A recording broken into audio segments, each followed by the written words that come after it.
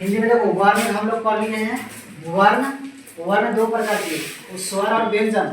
और वर्ण का एक और भेद है जो स्वर ग्रंथियों की स्थिति और कंपन के आधार पर, स्वर ग्रंथियों की स्थिति और कंपन के आधार पर वर्ण दो प्रकार के, पहला घोष वर्ण और दूसरा अघोष वर्ण। पहला घोष वर्ण और दूसरा अघोष वर्ण। घोष वर्ण किसे कहते हैं? जिन वर्णों के उच्चारण में स्वर ग्रंथियां झांकृत होता है, अरे झुनझुना जैसे झुनझनी झनझनाहट टाइप का होगा।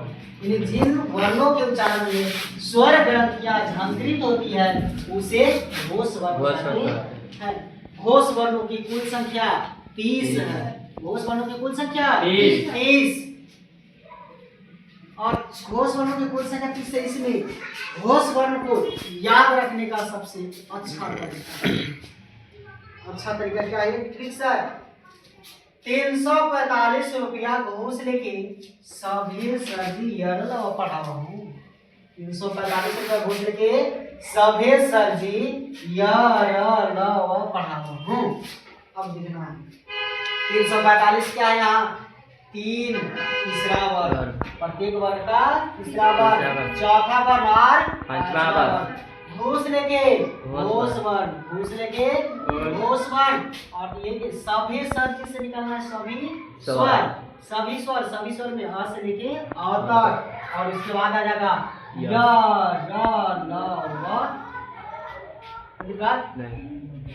अब अघोष वर्ण है। अघोष वर्ण जिन वर्णों को उच्चारण में स्वर ग्रंथियां झांकृत नहीं होती है, जिन वर्णों को उच्चारण में स्वर ग्रंथियां झांकृत नहीं होती उसे अघोष वर्ण कहते हैं। और अघोष वर्ण की कुल संख्या 33 है। कितना? 33।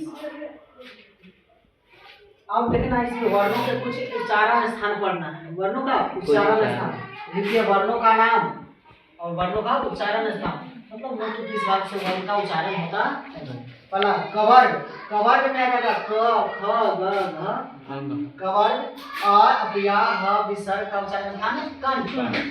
कवर्ग आ या ह विसर्ग का उच्चारण स्थान कंठ। चवर्ग हर्षई दीर्घई य तालव्य श का उच्चारण स्थान तालव्य। चवर्ग हर्षई दीर्घई य तालव्य श का उच्चारण स्थान तालव्य।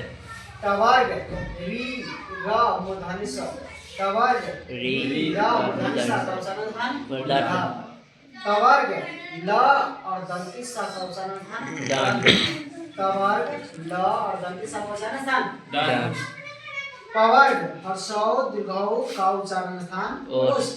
पवर्ग में पफवा और इसका हर्षौ और दीर्घौ का उच्चारण स्थान ओष्ठ। फिर ए और ऐ का उच्चारण स्थान कंठ और तालु, जिसको कंठ तालव्य कहते हैं।